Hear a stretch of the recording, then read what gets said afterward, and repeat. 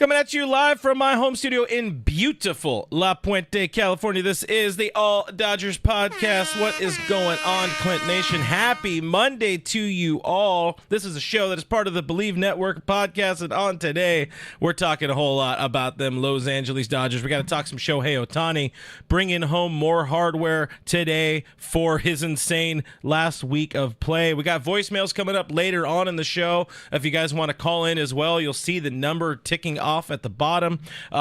We got to talk some roster battle, and of course we're previewing that Padres series. My friend Jeff Snider of Locked On Dodgers fame will be joining us in just a second. But guys, jump into them comments, sound off. Let me know how you're feeling about this team today. Let me know how you're feeling just in general. Let me know about your life. How's everything? How's the wife? How's the kids? That's what I want to know. I am Clint Pasillas. If you guys don't know who I am, find me as Real FRG on the social media machines. Longtime baseball writer, sports editor, talking about the Dodgers here for a billion years on the YouTube. And now I'm doing it here on my own channel. If you would not mind, hit that subscribe button, hit the notification bell, give the video a thumbs up. If you want Shohei Ohtani to go out and win the National League MVP, hit that thumbs up. If you want the Dodgers to bring home a World Series in about a month, a little more than a month, something like that. I think World Series starts in a month. Anyways, enough blah, blah, blahing. I got one more blah, blah, blah before we bring on Jeff. I'm going to tell you guys, BetOnline is the world's most trusted betting platform and your number one source for everything football. BetOnline has every stat, every matchup, even live odds and spreads while games are being played. If you think you know your stuff, get in on their $200,000 mega contest. Pick 5 games against the spread every week for your chance to win weekly prizes or that share of $200K. If there's not a game happening, if the game's over, head on over to their online casino, get in on a game of blackjack, get in on a game of poker, unwind with over 150 slot games right there at your fingertips. Head to the website today, get in on the action, bet online. The game starts here and the show starts now with Jeff Snider. How you doing, my friend? Happy off day to you. I'm sorry I'm making you work a little bit more, but I appreciate you joining us today. Hey, for us guys who just talk about baseball, I think off days are the busiest days. So this is fair. I think this is your third of the day. It's my second of 3. So yeah, love talking Dodgers, and it is our last off day of the regular season. So next time we have an off day, we'll be waiting 5 long days for the playoffs to start. Yeah, I'm not quite ready for all of that build up, all of that. Well, it's going to be great for everybody's mental health. That's fair. Dodger fans are so secure in that department anyway. Absolutely, 5 days to worry about is only going to do good for us. This is fair. So let's jump into a few of the comments here. Apparently, the stream kind of dipped out for a second, so hopefully people are still around, still hanging out and watching, and things did not break. I don't know what happened there, but I think we're okay. People are saying the Padres sabotage the channel. Maybe it was, you brought some bad juju. I know you just did a Padres crossover show with your Locked On family there, bringing on the bad juju. What's kind of the vibe there of people who cover the Padres? How are they feeling about this series? I think people who talk about the Padres, obviously fans are going to be fans. People who talk about it, write about it, I think are pretty realistic that everybody agrees that if the Padres don't sweep this series, the Dodgers are going to win the division. And that's fair. Because if the Dodgers win one game, magic number's down to 2, and then the Dodgers get to play the Rockies and the Padres have to play the D-backs. So, if you think of the worst thing, if the Dodgers lose 2 out of 3 to the Padres, they lose 2 out of 3 to the Rockies, and the Padres win 2 out of 3 from the D-backs, the Dodgers still win the division. If the Dodgers pull off one win, that's why they need to win tomorrow on Tuesday. Just get that one win over with, and then we know, okay. And then you go for gravy, and let's actually clinch against the Padres. But pulling one win in this series, everything's good. Baby steps. Just control what you can control. I don't know why that keeps happening. Control what you can control, and the good thing is this team does kind of still have control of its own destiny, and that's what we want to keep them seeing. We'll talk more Padres series in just a little bit, but we got to talk about Shohei. Everybody loves Showtime right now. This is the show here on the internet, and he goes out, wins National League Player of the Week today, or brings it home. Not at all a surprise, not at all a shock. We're sitting at 53, 54 55. I was there for 53 and 54, 55 at the stadium yesterday. Insane ball game, and it really gets you hyped up and excited for the postseason to see Shohei in the postseason. I don't know if you've talked about this already. I'm sure you have because you talk daily on Locked On Dodgers. But what do you think he finishes the season at? I remember when there were 24 games left. I don't remember why we did it then, but Vince and I talked about it, about the chances of 50-50. And at that point, I predicted 53 homers, 56 stolen bases. I feel like I probably undershot those. I mean, he gets to play 3 games at Coors Field. Hopefully those games won't matter. And so he might even get a day off. But you know what? If he's got even outside chance at 60-60, I don't think they're going to really give him a day off there with the chance to pad those stats in Colorado. So, yeah, I would guess 50. What'd you say is that right now? 50. We're 53, 55. 53, 55. Yeah, I'd guess 55 homers and 58 stolen bases. I think he's going to do everything he can to get to that 60 stolen bases. Unfortunately, he will play out the rest of the season. This is just my opinion. He really does. He's so close. I think he's chomping at the bit to try to get to 60-60. But the Padres aren't going to pitch. I mean, not the Padres. The Rockies aren't going to pitch them. They already said they weren't going to be the ones to give up 50. I think they're going to be too cowardly there in Colorado. Hopefully not. Hopefully I'm wrong. Hopefully you have more Skip Schumachers than not there in Colorado, because what else are they playing for? Might as well watch, potentially watch an historic moment happen there. But the Padres are going to be the Rockies will be the one that keep him from 60 homers for sure. I mean, and the calendar, of course. We got 6 games left at this moment. Calendar is going to help, but the Rockies will keep him from that. But then they're going to put him on base. He will get the 60 stolen bases. There's my now new official prediction. 56-61. That's where I'm at. Put your money in, guys. I kind of interpreted that Rockies thing a little bit differently. I think maybe they're more likely to pitch to him. I took it as more of a defiant, we're going to get this guy out. And maybe he proved them wrong over the weekend, going 8 for 12. But I mean, he only hit 2 home runs in 3 games. And so, it seemed to me like it was more of a bravado, not a we're afraid of this guy, but we're not afraid of this guy. And that's why he's not going to do it against us. Realistically, though, you look at he won Play of the Week based on 7 games. He had 6 homers and 7 stolen bases in those 7 games, which was historically good.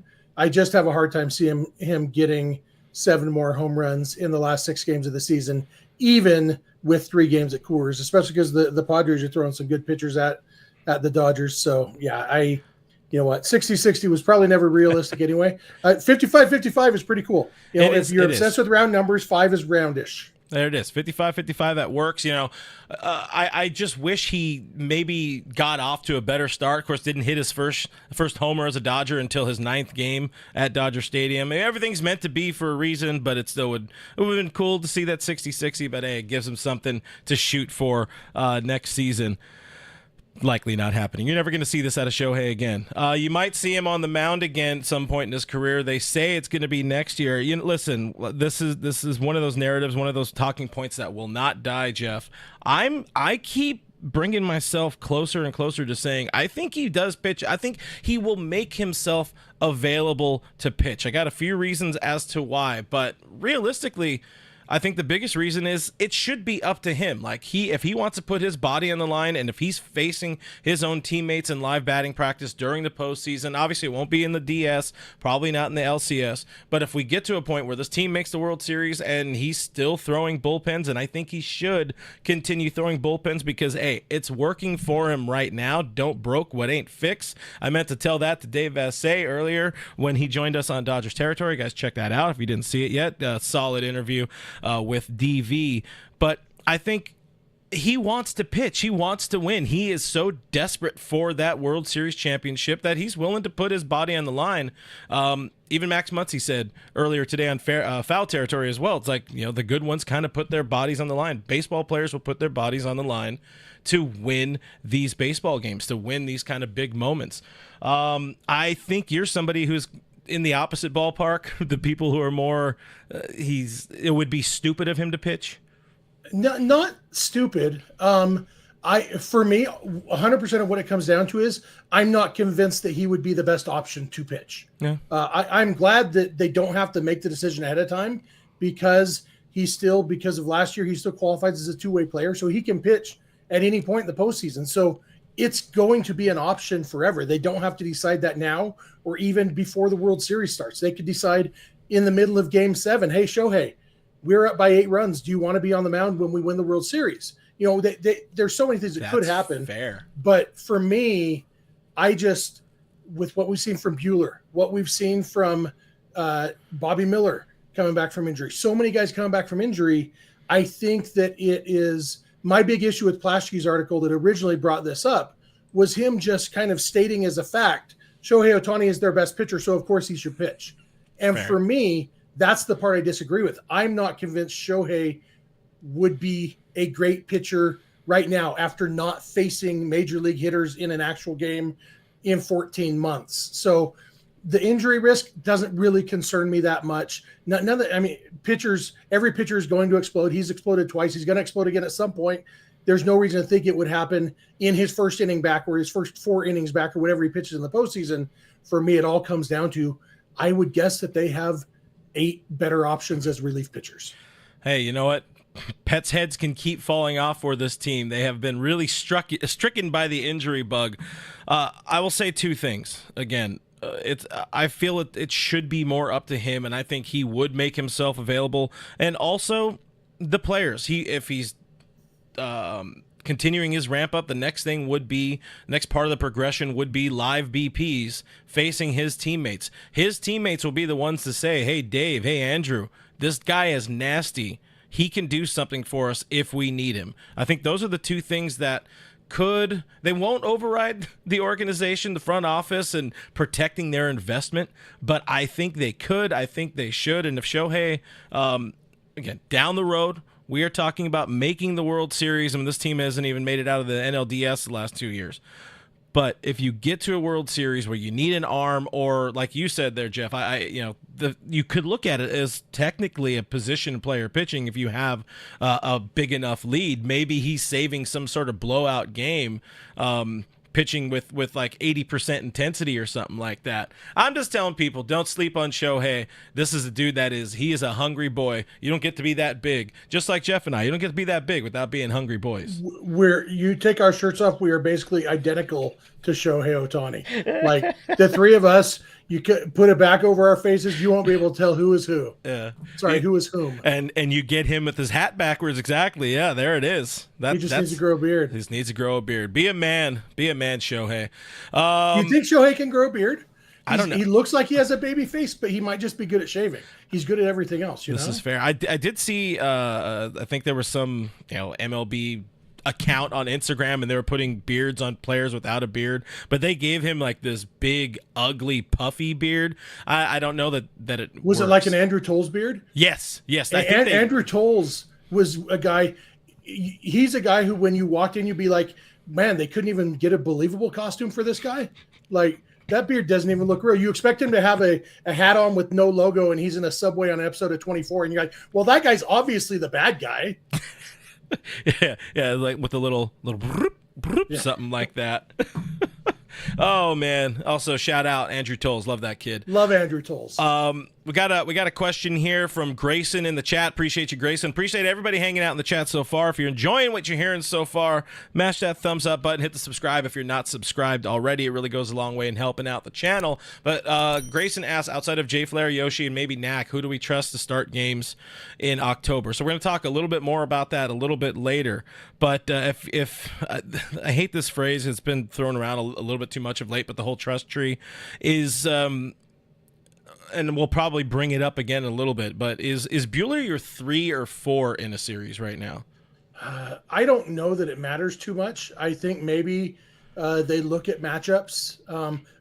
Honestly, I think Buehler is likely to be the worst of the 4. I would expect Knack to perform a little bit better. And so you look at who you playing in the division series, how many games did their wild card series go? So who are they going to have starting in games 3 and 4? Because you kind of do have to, okay, if we go in expecting to give up 5 runs and Walker Buehler start, which pitcher for the other team are we confident that we're going to score 7 against? And so it may come down to that. I think Buehler will be the 4th best starting pitcher that the Dodgers use in the postseason, but that doesn't necessarily mean he'll be the 4th starter, if that makes sense. That's fair. I appreciate that thought process there. And again, we'll talk more Buehler. I have a Buehler take that's later on in the show that I feel is probably just reeking of being, reeking of fandom more than reality. But, we'll save that for just a little bit later in the show. Right now, I usually like to tell people also, if you're looking for a different way to support the show outside of just hitting that subscribe button, I do have a Patreon set up, patreon.com/realfrg. Also, YouTube members is set up here. I see a number of our members here in the chat already, so appreciate you guys hanging out with us. But for $5 a month, you could join the channel, join the show, help support the show, but also you could join us in Discord, where Jeff usually he hangs out with us in the Discord, and he likes to what is that? Shoot everybody's sales down. I don't know what it is, but you deflate people with their irrational when they thinker. say things that are wrong. Like I told you, I let a lot of stuff slide in there. It's only the blatantly wrong things. The things that you could have looked up in 3 seconds instead of typing it in 5 seconds. Listen, the whole idea is all of us just having raw conversation, and then that's part of why I wanted to bring you in there, so you can be the voice of reason a little bit, so I didn't have to feel like something of a bad guy. I take those bullets for you, huh? Take the bullets. Hold on 1 second here. There we go. But let's move on here. I do want to talk about a position player. I'm calling this best case, worst case. It's the postseason roster battle that this team does have in front of it. On the position player side, it seems to be pretty straightforward. I think it's down to 2 guys for 3 spots. I'm pretty sure everybody sees that at this point, unless there's another injury. But Chris Taylor versus Andy Pages versus Kevin Kiermaier. Feels like we're seeing a lot less Kiermaier these days, and they're trying to force CT3 in there. Pages is playing when he should be playing, and I think he's producing. Talked to Vassay, again, mentioned it. I'll mention it again. We talked to DV today, did Alana Rizzo and I. And his thing was Chris Taylor's in. Chris Taylor is on this roster. I don't like that. I don't know that that's necessarily their thinking. Of course, it's just DV's thought process on it. But I'll ask this: Is this a problem, having Dave and this organization's loyalty to those veterans? Is this going to cost the team? What are your thoughts? I think that loyalty thing is overblown. I think the Dodgers are going to put together the roster that gives them the best chance to win, and we know what Kevin Kiermaier brings to the table. Yeah. And that's good defense, not as good as it used to be, but still good defense in center field, runs reasonably fast, can put down a bunt. That's what he brings. But everything I just said also applies to Chris Taylor. And there's probably a little bit of upside because Taylor can still run into one. He can still you look at how much they both strike out. I have a hard time seeing very many ways, especially since you have Tommy Edman to play center field. I have a hard time seeing what Kevin Kiermaier brings to the table that Chris Taylor doesn't basically also bring. And there might be 1 or 2 things that Taylor kind of brings to the table or could potentially bring to the table that Kiermaier doesn't.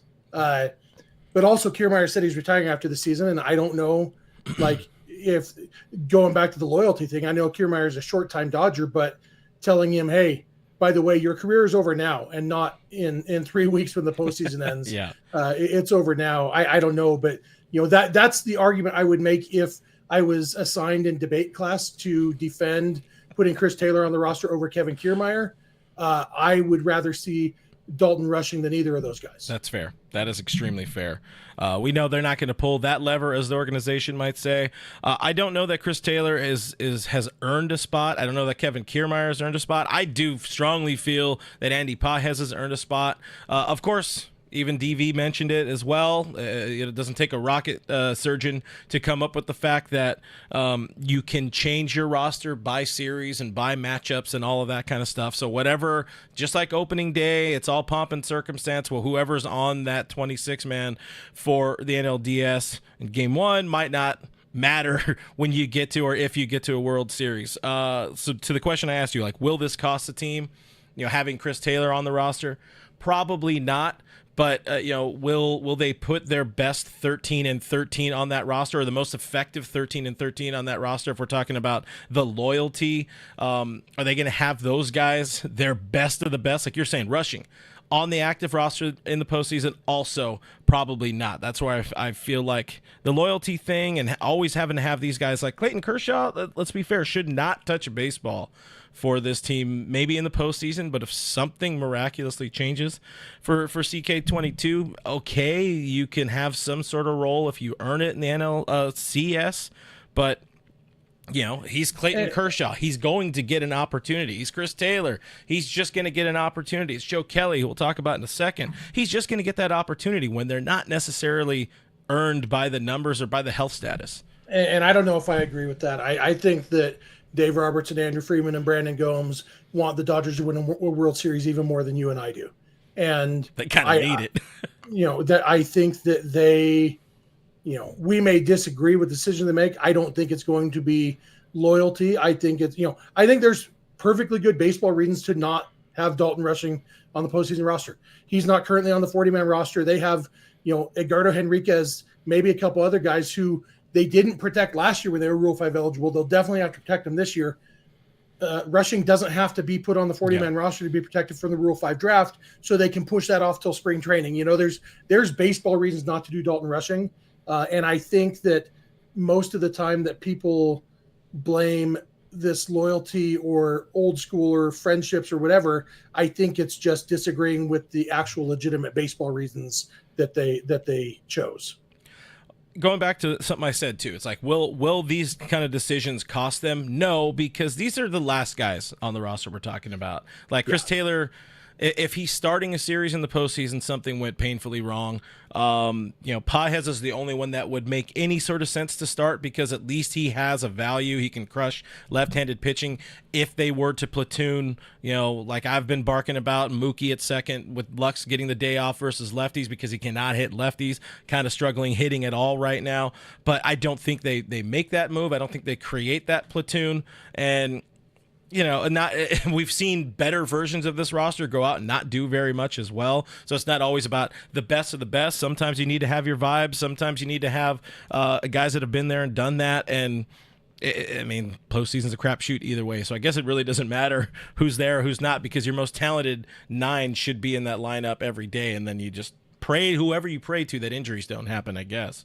Yeah, I've been thinking about this with Austin Barnes or Hunter Freducia or Dalton Rushing. Who's the backup catcher?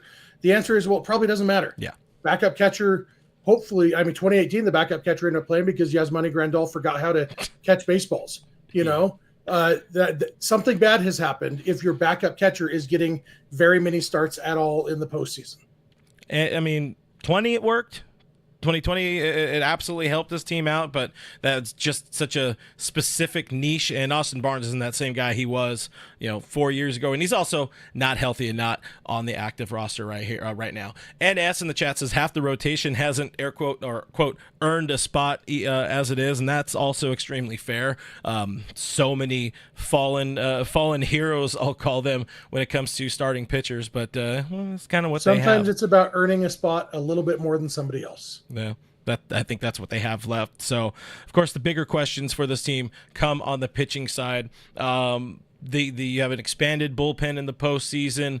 Some guys coming back from injury, whether it be a Banda, whether it be a Tony Gonsolin. Some guys that are struggling right now down the stretch, or have been struggling for most of the season down the stretch, being more of a Huddy guy, Dan Hudson, Joe Kelly being for the most of the season, but they're trying to force him to be good. Do you have? Let's name 6 locks in the bullpen.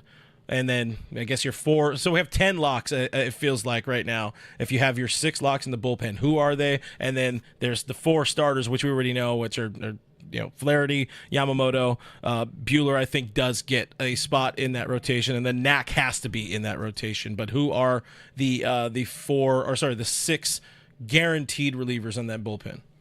All right. So Evan Phillips, Alex Vesia, Blake Trinan. Just looking at who else there is. Brusdar Gratterall. Maybe this Kopech kid. Michael Kopech, and then I'll go. This is going to make people mad in the chat. Daniel Hudson. I mean, Hudson's one of those guys too. It's been there, done that. Yeah, he's struggling over the last month, or just really in this month of September. But what's one of the words the team loves? In totality, if you look at the totality of a season, the numbers in the back of the baseball card, all that kind of stuff, he's had a really good season. He's pitched in these big moments. Like if it's a gun to your head situation, I would take Hudson over an Anthony Banda who's been hurt. I'd take Hudson over like a Ben Kasparius, what the hell's his first name? Honeywell, Brent Honeywell. I would take Huddy over that guy. One guy that's made his way up, I would, if we're talking about 6 locks, I would take Ryan Brazier at this point. He's been really, really nails, and he's most likely, if this team has to run with like an opener or something like that, if they decide to pull a bullpen game or an opener situation, Brazier's kind of handled that role very, very well. But our 6 don't seem to be that far off. We're just kind of differing on one guy. But then again, I knew the questions ahead of time, so I wrote it down. You didn't. So then if we throw Brazier in as my 7th, now we're down to what? 2 more spots, right? 2 more, yeah. So, and really it's between Joe Kelly, Brent Honeywell, what's his name? Tony Gonsolin. Gonsolin in there. Anthony Kershaw, Banda's trying to. Anthony Banda. Yeah, that's that's where you start looking at there's a very real possibility that Tony Gonsolin, without throwing a single pitch in the big leagues this year, could be on the postseason roster. Yeah. And honestly, could work his way into the starting rotation by a later round if he pitches well in a 2 or 3 inning relief stint in the division series, and kind of, I mean, it's not crazy to see that. It's all we've seen is what he's done at rehab, and AAA is obviously different than the big leagues, especially in the postseason. But Gonsolin is he's a good pitcher, so it wouldn't shock me to see him on the roster. Yeah, I mean, at this point, if you're looking at who's on the active roster at like this moment in time, and we flash forward a week from now when hopefully all things work out the way we expect and they have those 5 days off before the start of the NLDS, I think Dave has kept it pretty open and honest with the fact that Gonsolin is going to be, an honest option. He also said recently that Tony would not need to pitch in the regular season to determine if he gets a postseason role. I guess it's kind of who do they feel more comfortable with? Is it a Brent Honeywell, who has kind of been nails by the counting stats this year? And I say the counting stats because I know what you're going to follow with when we're talking Brent Honeywell. And then there's Tony Gonsolin, who's kind of been there, done that with varying levels of success in the postseason. Did start that Game 6 of the World Series for the Dodgers. Well, a great start, but he's been there, done that, and he has punch. He has strikeouts, something I know you will shout from the rooftops. Brent Honeywell doesn't have the punch. Yeah, exactly. Brent Honeywell, for me, has no place on the postseason roster because in the postseason it becomes more and more important to have relievers who can come in and strike guys out. And that is not Brent Honeywell. Yeah. Brent Honeywell is awesome to have on your roster because every 3 or 4 days you might need a guy to go 2 or 3 innings. Mm-hmm. You don't need that as much in the postseason with the built-in days off. The bullpen is going to be more rested. Brent Honeywell has had great value to this team as a bullpen saver. Yep. You don't need that in the postseason. And yes, he's got a 2.78 ERA. He's got a 4.34 FIP. Brent Honeywell has gotten lucky to have as good an ERA as he has this year, and that luck will not continue in the postseason. No. For me, I'd be surprised if the Dodgers are even considering him for a roster spot. Listen, when it's the end of the day, the Dodgers go out and win this World Series, you can say that dude absolutely earned his ring when they're handed out, but I agree. The best version, if we're going back to what I said, the best 13 and 13, Honeywell isn't even part of the best 15 in that conversation. If who's left of this bunch of pitchers is healthy, he's definitely not in that conversation. We've, I would say, painfully, noticeably have omitted much Clayton Kershaw talk. We have mentioned him a little bit, but talked to Vassay today. His quote was long shot to be available, in the NLDS, but feels like a long shot to be available at all. His quote was, don't count against the great ones. Still This is Clayton Kershaw. He hasn't pitched in a month, and even now, as he's throwing 80-some-odd pitch bullpens, he's not able to pitch. He's not able to push off. He can't use that back foot. That feels like a problem. So if you have, I will take Brent Honeywell over this current version of Clayton Kershaw. Do you think, if we're going back to this loyalty thing, do you think if Kershaw says he can pitch, they will just throw him on the roster?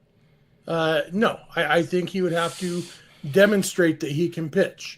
Not just say he can pitch. Yeah. He would have to be throwing a full bullpen session sim game with full big league intensity and walk away with that with no pain in his toe.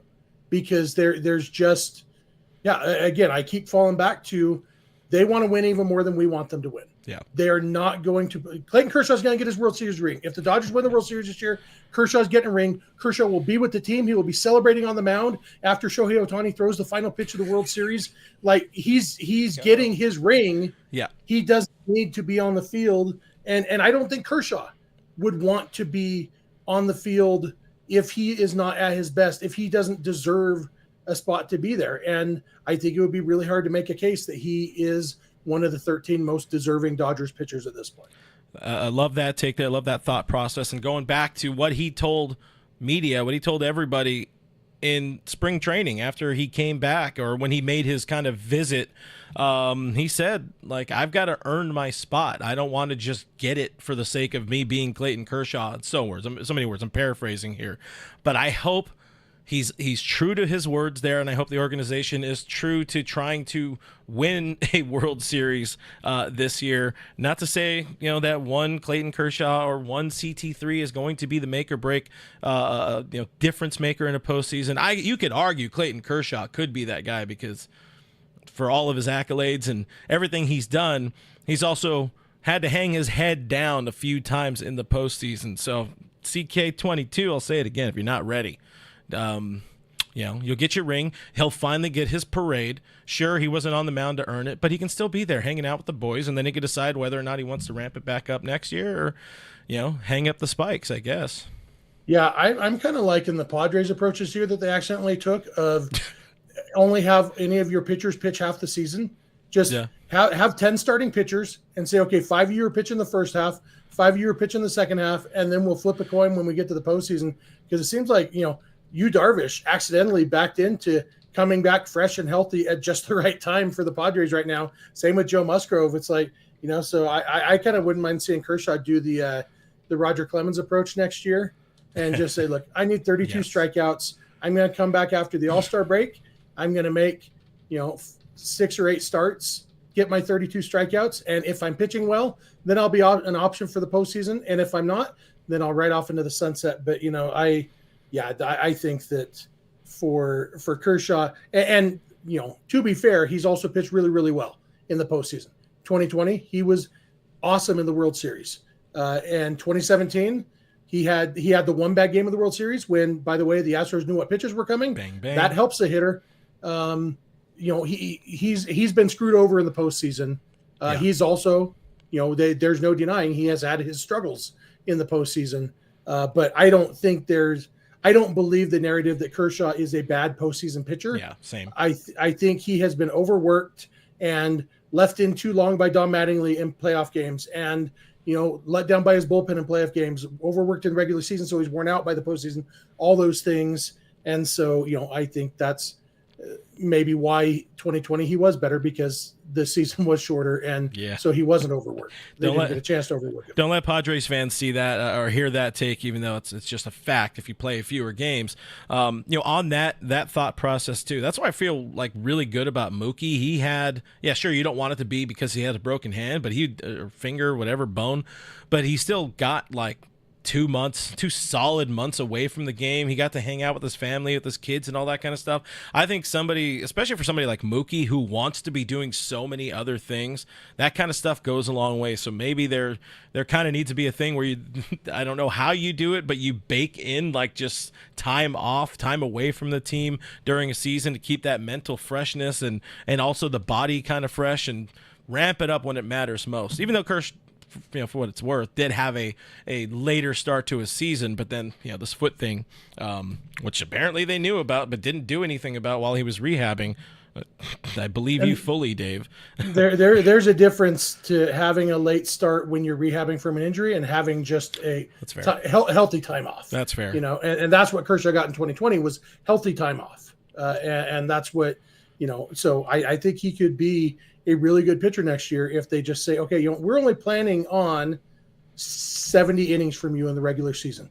So let's figure out when we want those 70 innings, so that then so that you are fresh enough, but also built up so that if you are one of the best options for the postseason, you're available. But you know what? Come start pitching in late July and get your 3,000 strikeouts, and then we'll see what happens from there. He could be part of the 17-man starting rotation that this team could run out there next year. Maybe can't go that far, but it's at least by the time 9. July rolls around, they will have openings in the rotation because of injuries. Yeah. I mean, they already have plenty. Listen. I'm not ready for off-season talk yet, but I'm just looking at a lot of these injuries and how they're going to try to navigate getting some of these players protected on the Rule 5 and all the kind of gymnastics they're going to do with the 40-man roster. But listen, we'll save that for a couple of weeks when they get bounced in the first round. Oh, thank you. Nick Ramos in the chat says, as franchise, we shouldn't put Kersh in another inevitably bad position in the playoffs. And what makes it a bad position to me is the injury. The fact that he cannot perform right now. And what Vassay told us earlier is that the fact that he's not really able to push off that foot. He's just kind of falling. And you saw that, in the final innings of his his last start wasn't there. The velo was down even more. The curveball didn't really have the bite you're looking for. It's just not. That's somebody who already has diminished stuff. You can't add to the diminish, or you can't reduce the stuff even more. So unless something magically changes for Kershaw, he shouldn't. He shouldn't be. He has the best seat in the house. His front row seats. He gets paid to be there. But we don't need you on the bump there, Kurt. And honestly, Clint, if us two idiots have figured this out, I promise you the smart people running the Dodgers figured out long before you and I did. But it's Clayton Kershaw. All of the 17 years, he's given his back and his shoulder to this team. Kershaw only pitched last year in the postseason because the Dodgers were out of everybody else. This is fair. Julio getting himself arrested, all the injuries, everything. May and Gonsolin going down. That's why Clayton Kershaw and Lance Lynn got starts in the postseason last year. Not because he's Clayton Kershaw. And then it was like, okay, well, if we know Kershaw has to start a game, might as well be at home. Mm-hmm. So then do we put the pressure on rookie Bobby Miller to start game one in a playoff series? Or do we go with the guy who's done it before? I think a lot of people think that Clayton Kershaw started game one of the playoffs last year out of loyalty. No. Really it was, we know he has to start a game. It might as well be game one. It doesn't really matter which one it is, and so to help Bobby Miller to, whatever it was, that's why Clayton Kershaw started the first game of the postseason last year. Yeah. I got a couple more before I let you get out of here. I'll pocket Joe Kelly for a second. Walker Buehler. I want to talk Walker Buehler. We talked about him a little bit earlier. I have one more Buehler thought in a little bit when we're previewing the series, the upcoming series. What is your Walker Buehler confidence level at? If you're looking at him getting a postseason start and, hopefully everything that comes along with the postseason, the adrenaline, the amped up atmosphere, maybe that helps him. Does that give you more confidence, or do you buy into any of that? What's our scale on this confidence level? We doing 1 to 10? Let's do 1 to 11. This one goes to 11. All right, I'll go 5.63. Oh, sorry, that's his ERA. Hold on, wait. No, I got you. I'm thank you. Buehler is a guy who I would expect him to step it up a little bit. I really don't buy into postseason mystique. I was at a game in San Francisco when the Cardinals lit up Madison Bumgarner in the postseason. The best postseason pitcher ever. I watched him get lit up in the postseason. When did that magical ability come to him? Why did it go away later? I don't believe in that. I do think there are some people who Buehler's got big Buehler energy, as we like to call it, BBE. And I think that there is something to that. I think Buehler's not going to be intimidated by anything. So I think there's a little bit of benefit to that. I don't think he's going to give too much of a boost, But in his last couple starts, we have seen moments. And my hope, the reason that I have hope for Buehler being okay in the postseason is I'm hoping that he has been able to identify, okay, why were there innings that I sucked and innings that I didn't? Let's just do the non-sucky innings. And, obviously he's not going to throw a no-hitter in the postseason, but I think on a scale of 1 to 11, I have a confidence level of 7 that he can go 5 innings and allow 4 runs or less. I mean, with this lineup, do you That really should be need enough. to do more? Yeah, Even Yamamoto yesterday going 3 innings, giving up 4 earned.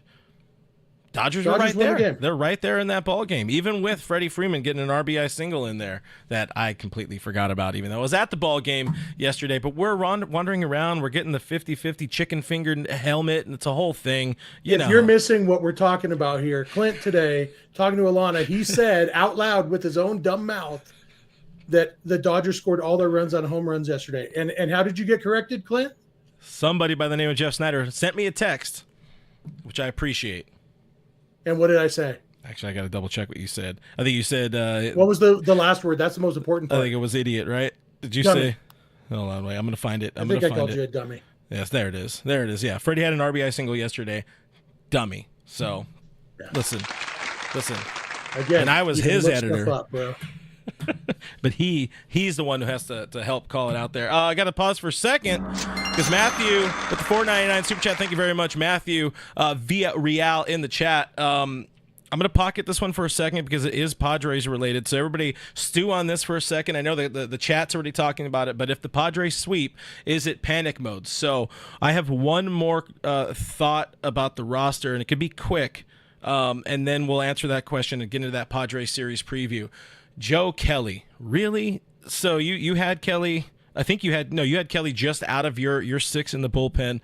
Is he going? Do you buy into this narrative they're trying to push right now that he found something, that his arm has been barking since he was injured for this team in the 2021 postseason? He had to walk off the mound, and then there was that whole thing with the I think it was the arm or the side or the triceps or something like that. Now they're saying he's figured it out. He found some sort of magic fix, same way they found a magic fix with Max Muncy. I don't know if they just took him to the same chiropractor, but do you buy in on Joe Kelly being potentially lined up to be that 2018 Joe Kelly of old? Well, I can believe that David Vassegh has sources that I don't have. I can believe that Vassegh has inside information. What I would need to know in order to know whether I believe this particular bit of information is, where was that on September 20th when Joe Kelly pitched 1 inning, allowed a hit, and walked 2 guys? Like, if he figured things out while he was on the IL, I was speaking Spanish there for a second. It is Mariachi Joe. I understand that. Yeah. If he figured it out, why wasn't it figured out in that game? And I'm not saying one game should define him any more than the 2 games that he pitched well should define him since he came back from the IL. I just have a hard time, like what I was saying about Madison Bumgarner with his postseason magic. Like, okay, when did it start? Why did it go away? And so if they could tell me what it is about what Joe Kelly's magical transformation that happened that didn't work on the 20th, then I might be more inclined to believe it. But even given all of that, Joe Kelly has strikeout stuff. He has potential to not suck. And so I think if Joe Kelly is your 9th guy in your 9-man bullpen, that's not the end of the. I'll take him over Brent Honeywell for sure. Yeah, I might make that my podcast tagline there: potential to not suck. I think that feels good. I'm going to put that as. You're going to have to improve this show a little bit to get up to that. Potential to not suck. All right, I'll throw it on my LinkedIn then or something like that. It's people in the chat always going to be mixed about Joe Kelly. He's got a lot of loyal fandom or fans. You pout against the Astros, you just get immediate immunity to do anything. But I look at the numbers throughout the course of the season, and yeah, we're talking about allegedly there's some sort of change, some sort of fix. I wish they would be a little bit more open and honest with what changed. Not that they have to, obviously, but he's allowed runs in 10 of 34 appearances. 8 of 14 inherited runners have scored on him. It's just when he's bad, he's painfully bad. And you almost need to have 2 relievers like ready to go when you're bringing him into a game. Now, if you keep kind of putting him in these situations where it's early in the game, it's kind of, he's going in the 5th, 6th inning because a starter went short, and he's kind of maybe facing 5, 6, 7, 8, 9, whoever it may be, I'm okay with that. But if you're talking about a late inning, high leverage guy, that cannot be Joseph Kelly. It just cannot be. Absolutely. 9th guy in the bullpen, guy who eats innings when you have a big lead, you're down big, things like that. Comes in when, okay, we have a right-handed batter up. We need a strikeout here, and kind of, but early inning leverage situation, those sort of things. But yeah, we're not talking. If Joe Kelly is your closer in October, I believe 7 people died. Yeah. If Joe Kelly's, give me Kike if he's your closer in October. Can you pop up that comment? You see, I just saw the comment that said Kelly usually does horrible in the regular season, but then does well in playoff relief. I don't have that ability to do the pop up because the way I set my stuff up, but that's pretty good. Yeah, I feel like Dodger fans from 2019 might have swallowed their tongue when they read that comment about Kelly being good in the postseason. That grand slam is still traveling right now off the bat of Howie Kendrick. Yeah, of course, never should have got to Joe Kelly in that game. That's the one where I see also people saying it doesn't matter what the Dodgers do because Dave Roberts will mess it up anyway. 2019 NLDS is the one that I will give you guys. That one's on Dave. Yeah, yeah. He's got, listen, that mofo, he got the keys to a Lambo, but he's learned how to drive over the course of his 9-year tenure here as the Dodgers manager. So let's pivot. Let's move on. Talk Padres series because it is the biggest series of the year, as will be the next one if the Dodgers get swept or something like that. But going back to Matthew's super chat, it says the Padres sweep. Is it panic mode? I think for people like you and I mean, I'll play panic. I won't actually be panicked because I know this team is still in the postseason. Frustrated as hell, but I would be showing panic, but I wouldn't be feeling panic. What's your take on it? Yeah. First, I have a hard time picturing the Dodgers get swept in this series. And I said last night on Locked On Dodgers, my hot take is even if the Padres sweep, I still think the Dodgers are favored to win the division. Because all that does is put them in a tie, and then the Dodgers get to play the Rockies for 3, and the Padres have to play the D-backs for 3. It's fair. And the D-backs are a better team than the Rockies, and, the Dodgers are a better team than the Padres, And so, if the Dodgers get swept, maybe it'll be hard to believe that in that moment. But, yeah, I think the Dodgers are going to pick up at least a game on the Padres during that last series of the season when the Dodgers are playing the Rockies and the Padres are playing the D-backs.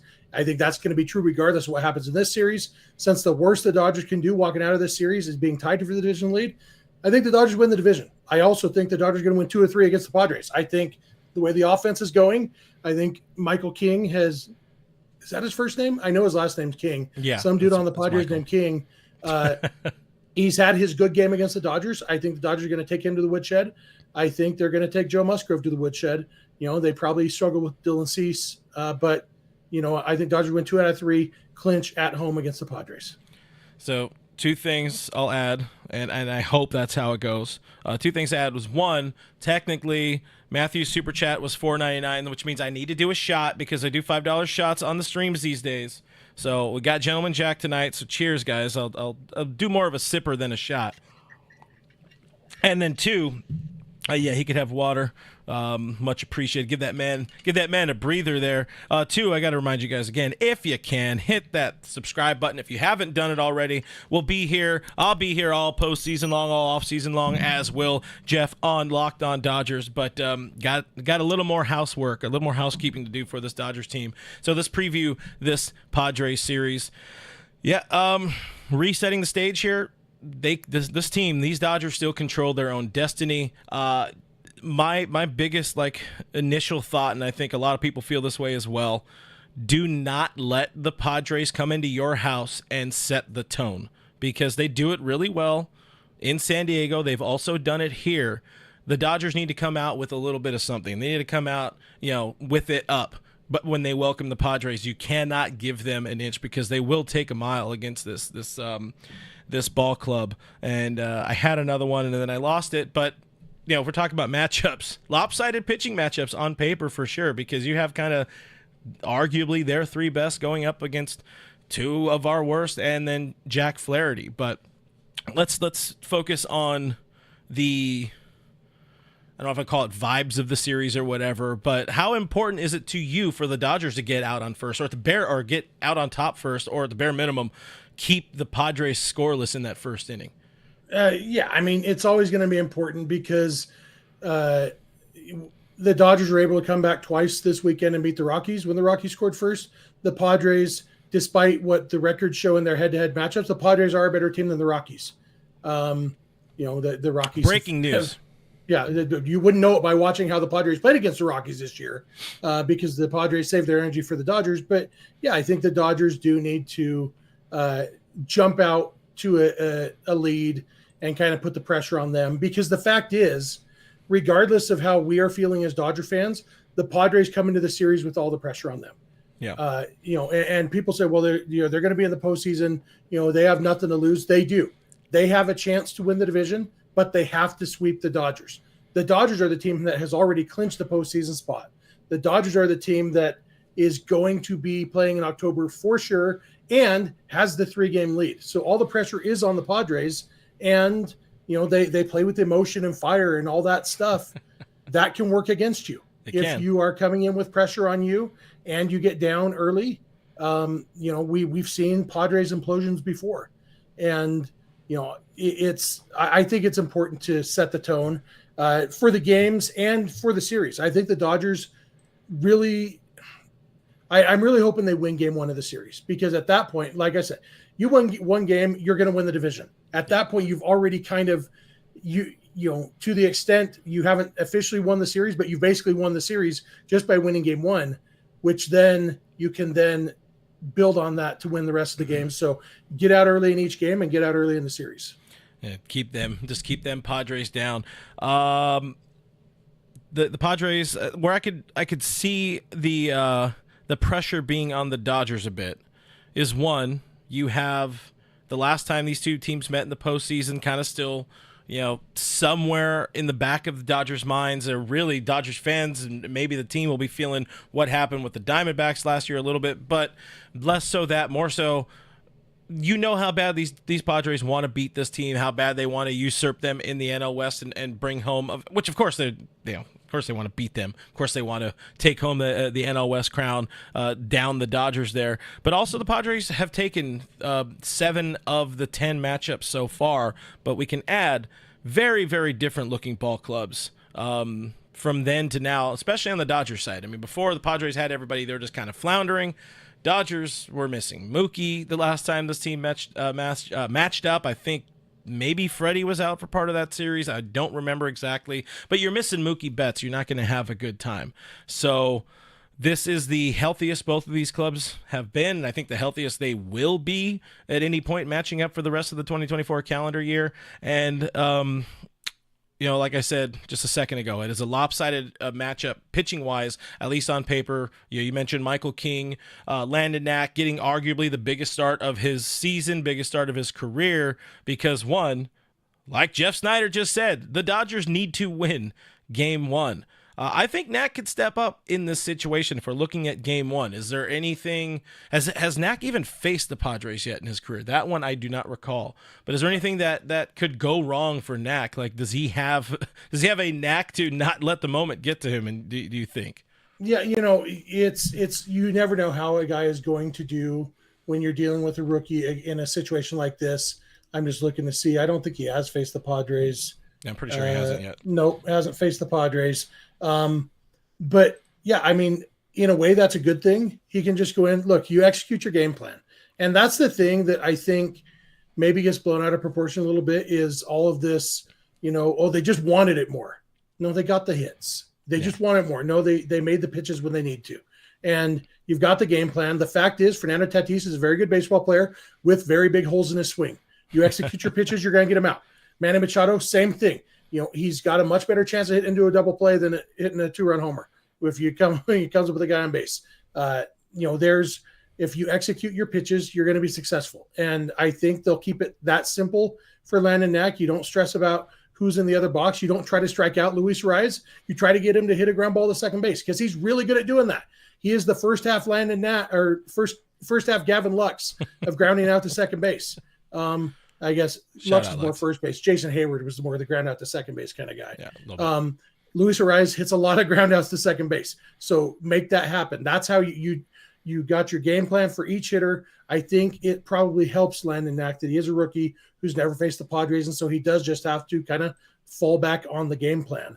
And one other thing, talking about how the Padres have dominated this series so far this year, it's 7-3, which means if the Dodgers were to sweep this, they basically had an even season series.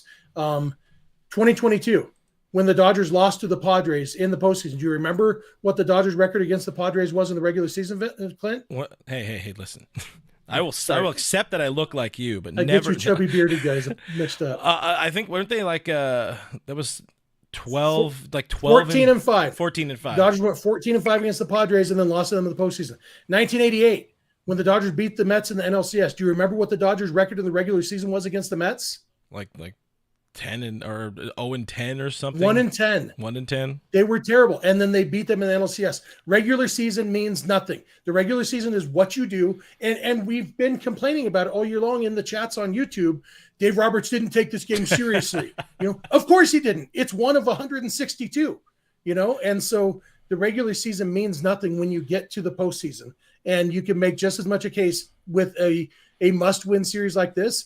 What has happened earlier in this regular season means nothing going into this series. It's not about who wants it more. It's about who executes their pitches, who doesn't, who capitalizes on the pitcher's mistakes, who doesn't. None of that has anything to do with intensity or drive or stick-to-itiveness or testicular fortitude or anything you want to call it. It has to do with playing good baseball, and that's what this series is going to come down to, who executes better, because the teams are pretty darn evenly matched. I mean, I hear you got to go in there with good chemistry, but also you only can build good chemistry in a game if you're winning and getting those big hits and all of that kind of stuff. I mean, we could think back to, was it last year? David Peralta kind of getting clowned on for doing his whole thing when he got a double. It's like, what is it, that one meme where it's Chris Paul hits a 3 to cut the lead down to 42 or something like that. Have your fun, have your moments, but winning breeds that chemistry, breeds the fun and excitement, and seeing the dugout get excited about big moments in that game. And this big is moments, the same big Padres team that last year had terrible chemistry. What's the difference? They were losing. Now they're winning. It's the players haven't changed that much. Clearly, it was all Bob Melvin. Clearly. Yeah, because Bob Melvin doesn't have a reputation as a great player manager or anything, No. Manny Machado and Fernando Tatis literally going at each other's throats. Now they're not, because they're playing well. Chemistry comes from playing well, not vice versa. Yeah. I mean, give them also credit. They did make some moves. Maybe Juan Soto was a problem in that dugout, as some people have kind of alluded to. I hope he's a problem in the Dodgers dugout next year. Yeah, we'll take that kind. It's a good problem to have. Game 2, we'll call it the marquee matchup of the series. Dylan Cease going up against Jack Flaherty. Not much to say about this one. You're going to see two guys kind of at the top of their craft, doing good things with the baseball. You do need to see Jack Flaherty kind of getting closer to what he says he keeps getting closer to. We still haven't really seen the perfect Jack Flaherty outing. I mean, it's very close, but I hope he doesn't get a standing ovation allowing 4 runs over 6 innings. He's walking off the mound, because that's not a good start. It's good enough to get the job done, like you were just saying earlier with Walker Buehler or whatever, like 4 over 5 kind of can get the job done with this Dodgers offense. But still, I need an ace level outing from Jack Flaherty, because you're probably going to get that out of Dylan Cease. Yeah, absolutely. Flaherty, he's had 2 starts in a row now, 1 bad one and 1 fine one. It's time to have a really good one when it matters, because I think that would make a lot of fans feel a lot better about the postseason too, if we see a really good game out of Jack Flaherty this week. And chances are, fair chance this is his final start of the regular season, unless they decide to, throw him for a few innings on Sunday in Colorado, which I hope they don't. But this could be his final tune-up before the final official tune-up before the regular or the end of the regular season, before the postseason. Los Dodgers World Series champs, or WS champs, says, great point here brought up in the chat. Hey, Jeff, since you know it all, why don't you replace Dave Roberts and become the Dodger skipper? Did you apply? Did you not find that opening on Indeed? I wish it was on Indeed. I would have applied.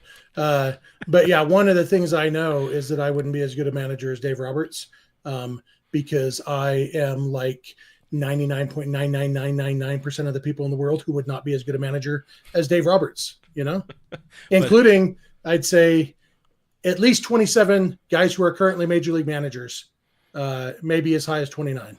It's fair. It's fair. Dave, pretty dang good at his job. Final one, let's talk about here real quick.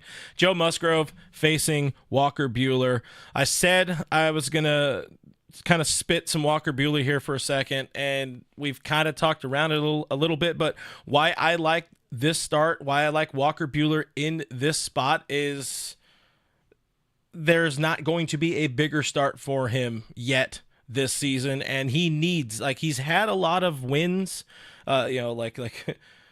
they have not been good starts, but he's had some good innings, some different points. If you're able to string some of his best points together, you have kind of maybe Walker Buehler of old, maybe postseason Walker Buehler of old. So this is a postseason environment. It seems like when he gets riled up, when he gets agitated, you get the best version of Walker so far this season. Like when he got pissed at, I forget the home plate umpire, but all of a sudden he's starting to throw the ball with a lot more conviction. So he needs to come out with that intensity.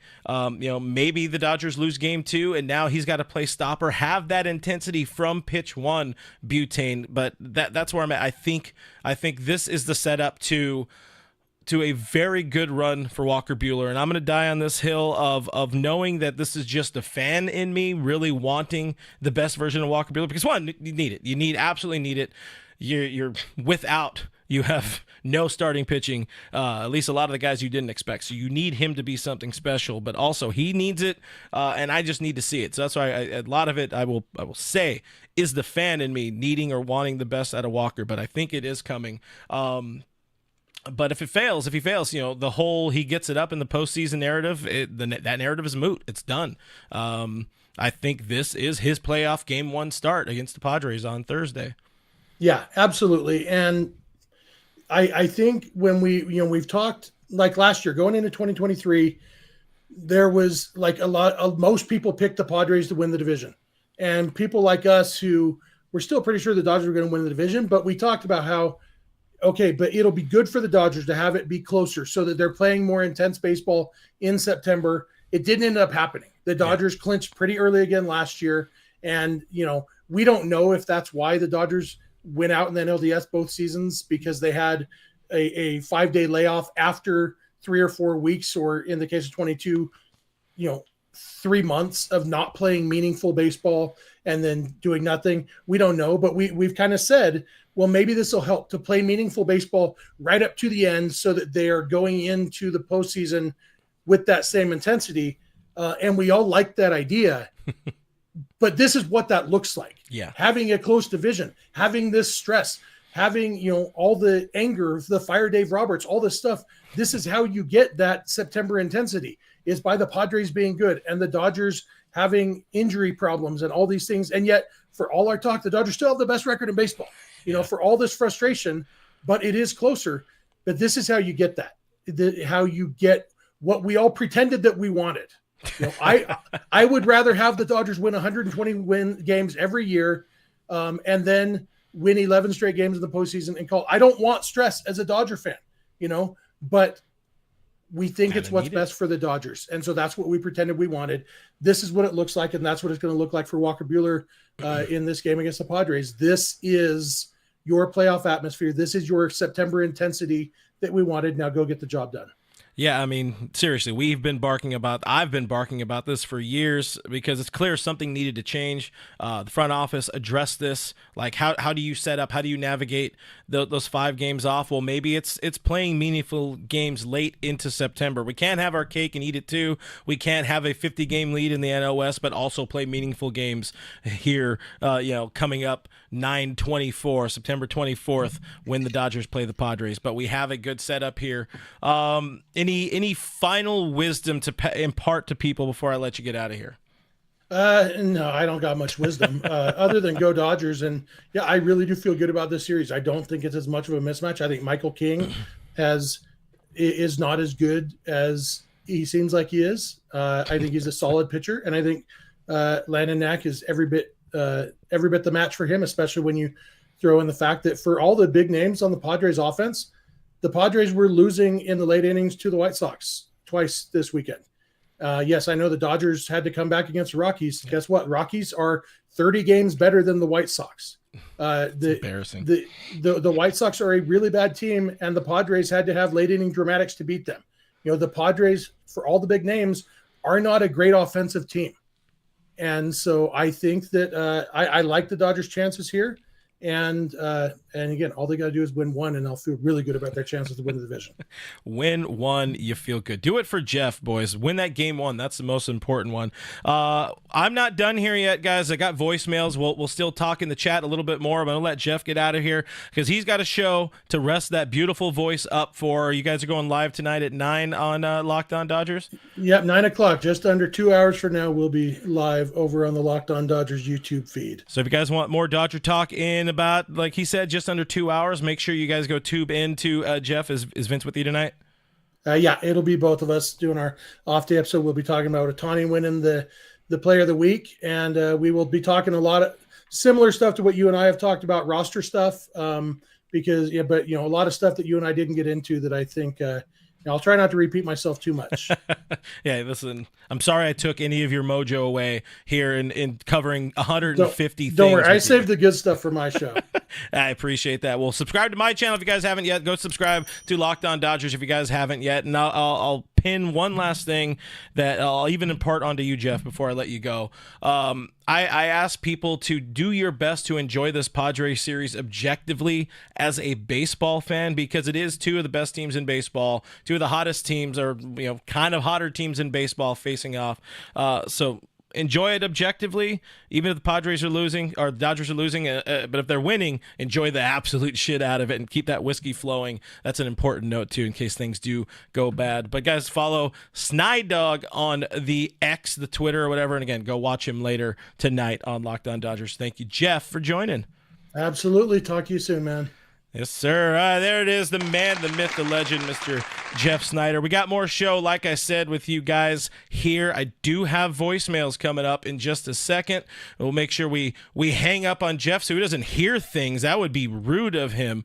But, yeah, resetting. I mean, we just talked a whole bunch of Padres, guys. How are you guys feeling, honestly, about this Padres series? And is it panic and doom and gloom if you lose the series? I'm wondering.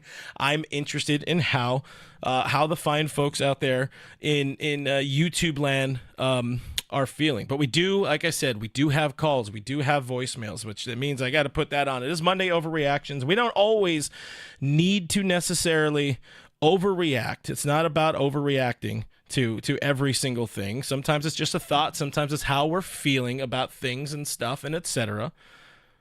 And how are people feeling about the Dodgers after after this series we just watched? Let's go ahead and listen to our first call. We got Roy in the chat. We're going to listen to Roy here and see what Roy has to think about his Los Angeles Dodgers.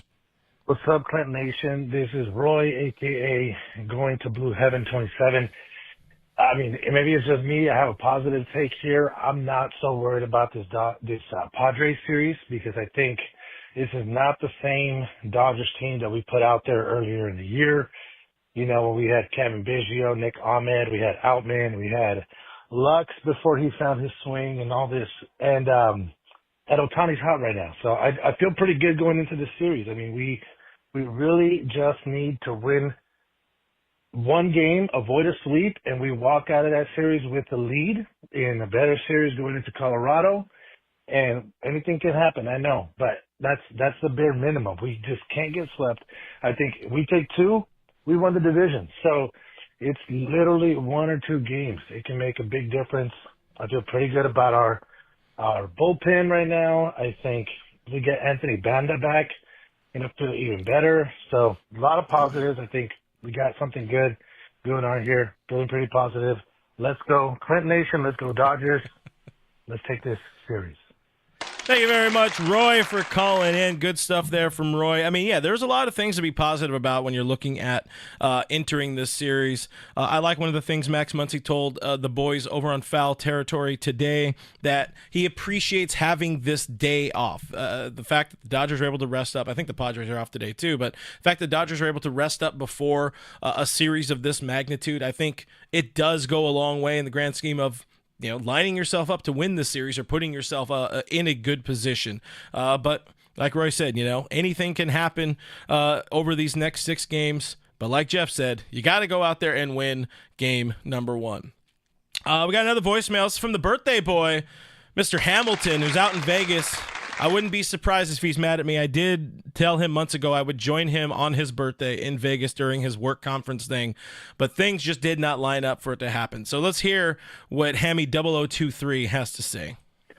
All right, so Hammy0023 from Long Beach, and here's how it is. I am very, very concerned with the Dodgers. It's like they're limping into pitching. Either the top half or the bottom half is the only part that can hit. Gavin Lux is more like Gavin sucks, and he's gone. Ohtani, we're loving the 50-50, but the strikeouts during the Colorado series, come on.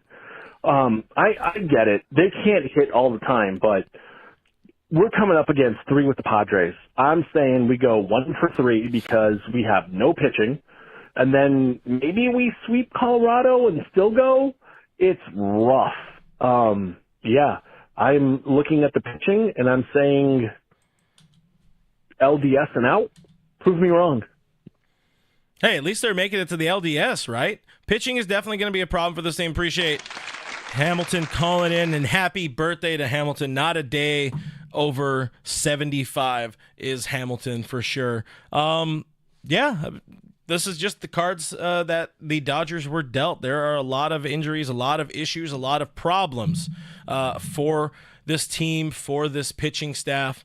But there's one thing I said just in the last segment there. Listen, keep that whiskey flowing, and I'm going to do that. I'm going to pour myself a drinky drink, a little bit of Shotsky here from my boy Hamilton on his birthday. And cheers to you all. Listen, this is a free super chat for Hamilton. Ooh. I need to wait for that one to cool down just a hair. But we got more. Oh, he mentioned Lux. No, let's go back to the screen. Not that screen, this screen. Let's go back to Lux for just a second. So, Gavin Lux, listen, I said I didn't want to bring up Lux too much on the YouTube right now, but it's been tough. It has been a tough run for Gavin Lux. I had mentioned maybe about a month and a half ago, I liked that he was starting to show out for a little bit of power. I think that kind of put him in a bad spot. I think that he might have started getting a little bit more out in front, and you're just not seeing the same crisp ball contact you were getting. And understandably, what we saw at Lux during the height of his 2-month run, hitting close to 300 or over 300, you weren't going to see that. You weren't going to see that kind of elite contact from him, but you still wanted to hopefully continue to see something pretty close to it. Right now, the swing is just kind of a little bit broken again. I wonder if maybe taking a day or 2 off just to kind of mentally reset. Hopefully that time off between the regular season and the postseason, if and when this team gets that time off, when they get that 1 or 2 seed, hopefully that goes a long way for Luxie, because your boy needs a little bit of that mental reset. Again, the same way. Maybe they need to bring in Uncle Aggie too, or Augie, whatever his name is. Bring back his hitting coach, the uncle. Just put him on the payroll for the postseason, because very, very clearly your guy needs it. He very much needs it. Looks like I need to do a drink as well. Nick Ramos, $4.99 super chat. Thank you very much. Nick says, shout out to Clint, making these anxious off days more bearable. I appreciate you, Nick. Supporter of the channel, supporter of my liver here.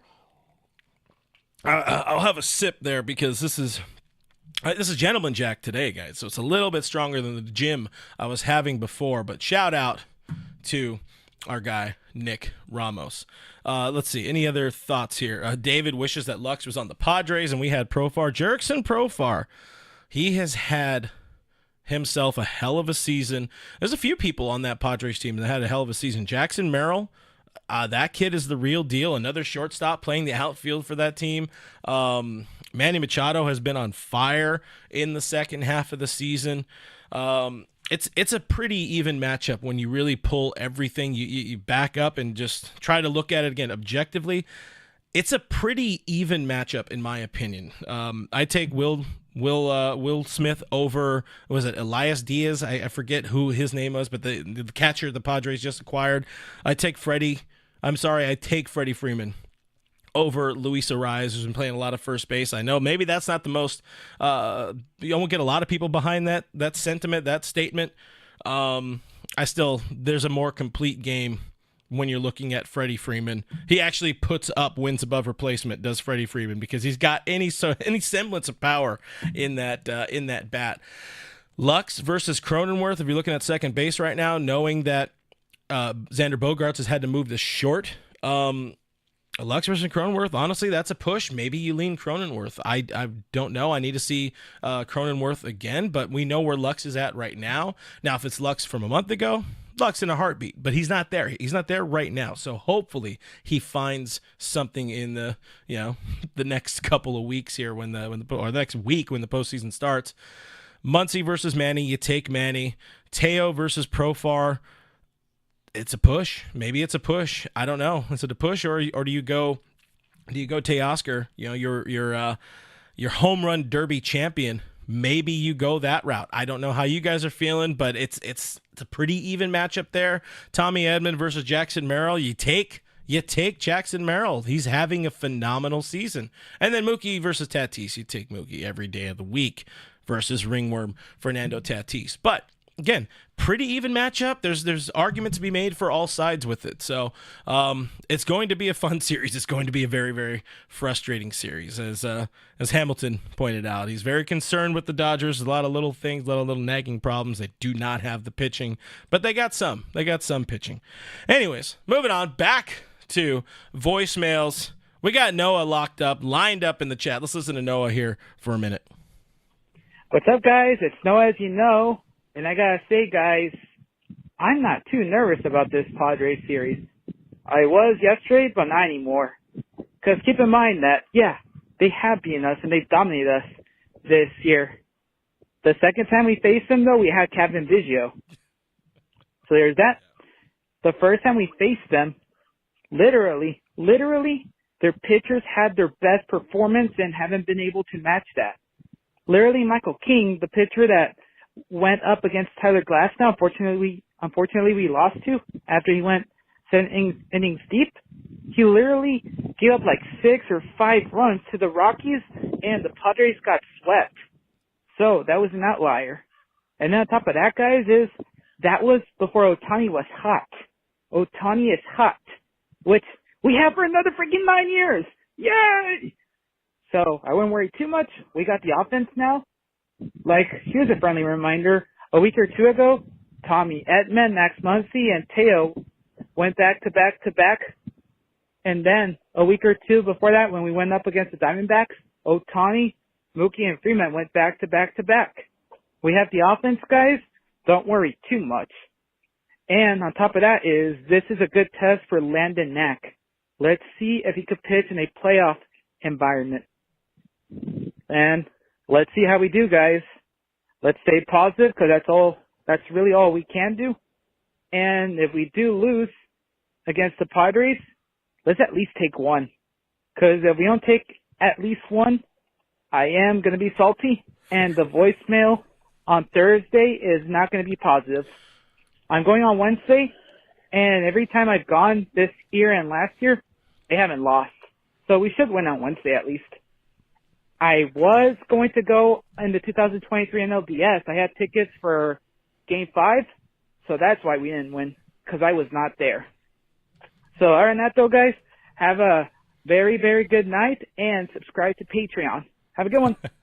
Look at that. Doing plugs for me is Noah for us, because when you guys are subscribe to Patreon or to YouTube members, you could also join us on Discord, where all of us are having conversations all day long sometimes about this Dodgers team. And I'm sure the next 3 days are going to be an absolute shit show on Discord while we're watching this this series with the Padres. But overall, positive stuff from Noah there. I appreciate that from Noah. I appreciate Ray Renz hitting that $4.99 super chat. Ray, Much obliged to you. Says Lux being absolutely unplayable against lefties is also a major concern. So one, I will pour the $5 super chat. Sorry, I know I'm away from the microphone. Trying to be a professional here, but I pour lefty and the mic comes from this side. It's a whole thing.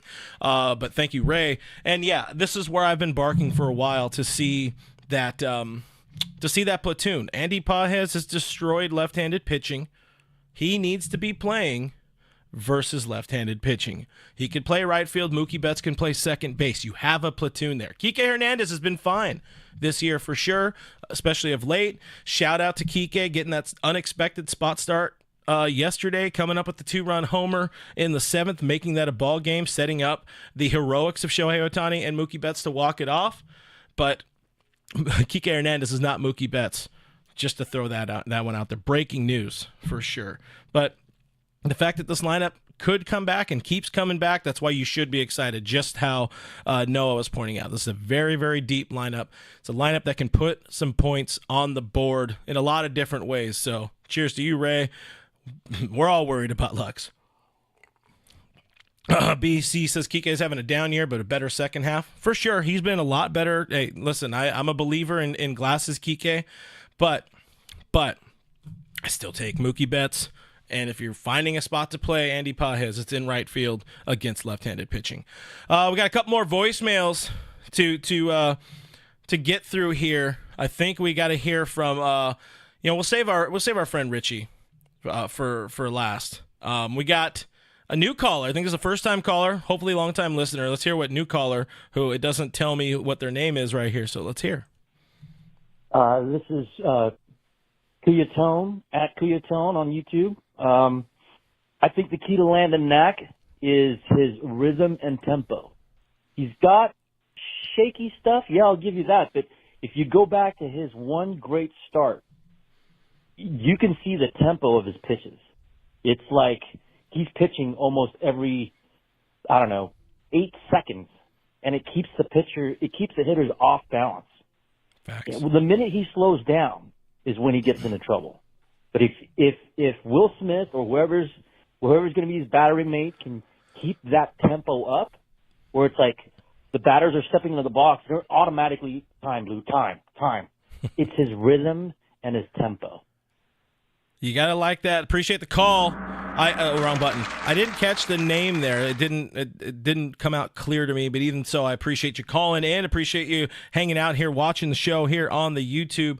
Yeah, Landon Knack. He's absolutely one of those guys that's kind of a rhythm pitcher. I think he uses that pitch clock to his advantage. Very, very mostly simple delivery. One that even Miguel Rojas with the setup, the kind of lean back can mimic when he's on the bump. But Landon Knack, I think that's one of those guys that's going to sneak up on teams in the postseason. He, hasn't been exposed a whole lot so far. Knowing that there is a potential, knowing that there is an outside chance the Dodgers and the Padres are going to match up in October, whether that be in the first round, less likely, or whether that be in the NLCS, which if it's going to happen, you prefer it happening there. You'd rather ideally mask him, hide him one more time, but you also got to try to win ball games. You also got to see what you got out of Landon Knack. But Landon Knack, watch out for that kid. Also, I'm surprised it took that long. Somebody pointing out, finally, I put up I'm giving everybody the finger behind me. I did put up the, as you can see there, the Dodgers, not sponsored by Estrella, but I do have the finger because we're in first place, and I'm going to keep that up there while the boys are in first place.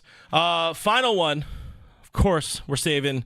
I don't know if you guys want to call him the best for last, but we always love hearing from our guy, Richie in Devore. Let's listen to what Richie has to tell us here on this fine Monday. Well, hey, Clint. Happy Monday to you at the eve of that emotional train wreck that will be coming into Dodger Stadium for the next 3 days, also known as the Padres, are going to come in and they're going to try to take the division. They're to look at you out on the table, Padres. To look at us, Padres. They're always wanting attention. They always want the limelight, but yet the last time I checked, for World Series trophy cases is morally bankrupt as Manny Machado himself. So they're going to come in here, mainly Manny and Profar, with their bat flipping, with their FUs and let's F and go and staring into the Dodgers dugout as they celebrate a World Series in September if they do manage to overtake us and wind up in first place when they leave town. But let's just hope that the Dodgers will rise to the occasion, and I think this is a concern that I share with a lot of people. Since 2022, the Dodgers have failed miserably to match the intensity of the Padres. They just don't seem to understand that it's a big effing deal for the Padres to play us. We're the Super Bowl, the NBA Finals, the NCAA Final Four, and the Stanley Cup Finals all rolled up into one every time we play them. And we just don't match their intensity. What the Padres are banking on, what the word is down there, is they're hanging their hat on our weak pitching. And I say this, yes, even though maybe on paper their pitching is a little bit more superior than ours, but the last time I checked, games aren't played on paper. So the Dodgers are just going to have to guts it up, or as Kobe once said, it's time to put on get your big boy pants, and let's just get it done. All we got to do is play to our strengths and not worry about anything else. Run the bases intelligently, throw strikes, play catch, and put the ball in play. You do those four things, and we're going to come out of this thing just fine. But we can't have our starting pitching shit the bed in the first inning and give little brother all the momentum that he needs. So let's just send him home, more disappointed than people attending a Nickelback concert. So F the Dodger Stadium parking lot, F Profar, F Manny Machado, F the Padres, F everything that's going to stand in our way other than just total victory, and let's just play to our strength. And for the love of God, F the Ghost Rider. Richie and DeVore, as always, bring in the noise, bring in the thunder. Listen, it's going to be a fun matchup. Pretend we're enjoying ourselves over these next 3 games. That's all I got to tell you.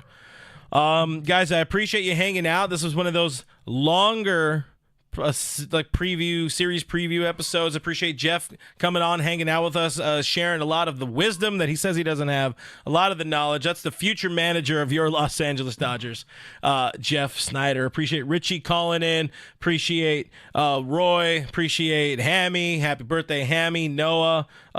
Other caller whose name I could not understand. If you guys want to call in on the show for Thursday, the number is on the screen. I also posted a lot of the time in the community tab here on YouTube. I posted on Patreon. I post calls for phone calls for voicemails on our Discord. If you guys want to be a part of Discord, check it out by signing up on Patreon, by signing up on YouTube members. Either one of those gets you access to the Discord server. It's $5 a month. I feel like the postseason's as good of a time as ever to sign up and hopefully live or die with a lot of like-minded fans here in this Dodgers community. And you're also helping support the channel, support me, all that kind of independent Dodgers coverage stuff. So with that said, thank you guys so much for watching. Thank you for listening. Thank you for the great questions and comments, the interaction here on the chat. It was a hell of a show today. Long one again, like I said. Thank you guys so much for the super chats.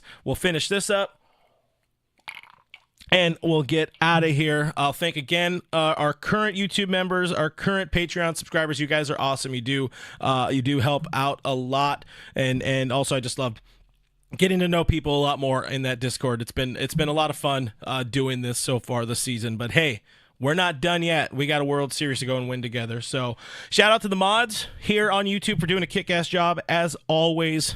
I will argue this till I'm red in the face with whiskey. Best chat on baseball. All Dodgers is presented by Bet Online. Go check that out. I'm Real FRG on the social media machines.